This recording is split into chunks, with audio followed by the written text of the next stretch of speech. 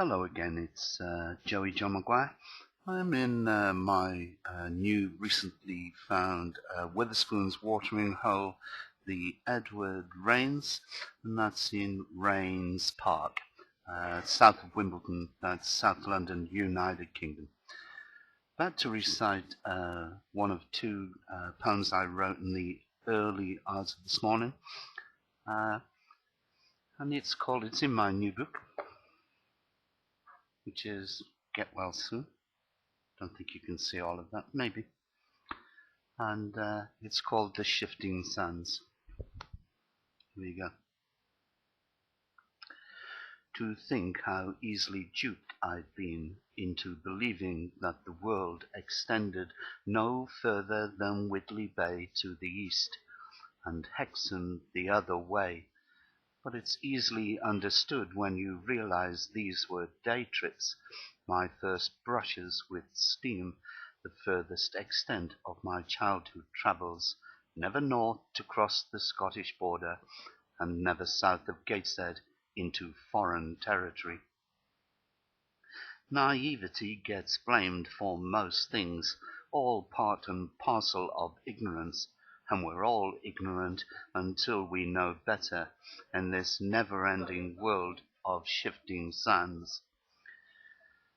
I thought that every ship afloat came out of Swan Hunters, that the factories dotting the banks of the Tyne provided all the munitions for every battle fought and won to form our empire, believing Tyne coal to be the fuel that drove the engines of progress. Yes, I once believed that everything came from God's country, Newcastle. I speak of empire, my world being but a small insignificant part of it, up north in the bleak wilderness, if soft southerners are to be believed, partly true, but not something easily admitted to. Every living thing has its moment when the time comes to flee the nest, and just like any other, my youthful curiosity overcame my fear to find my feet in other lands, far distant places. The harsh, grainy sands of Whitley Bay were replaced by the smooth, white coral sands of Tioman, then the black, volcanic dust sands of Tenerife, and closer to home the crushed rattle of smooth pebbles of our own southern coast.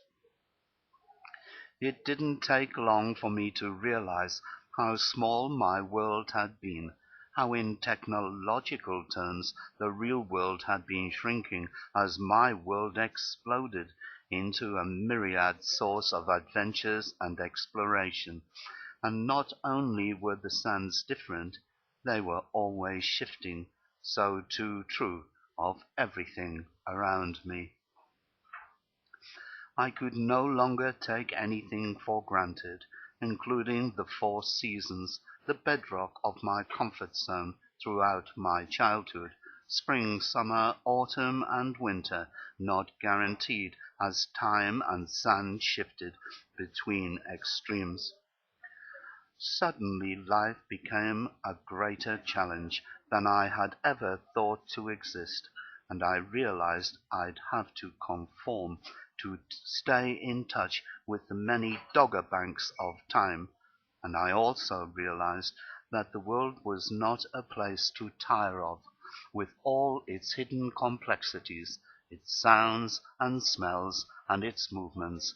I was touched by the splendor all around me and the knowledge gleaned from the ever shifting sands.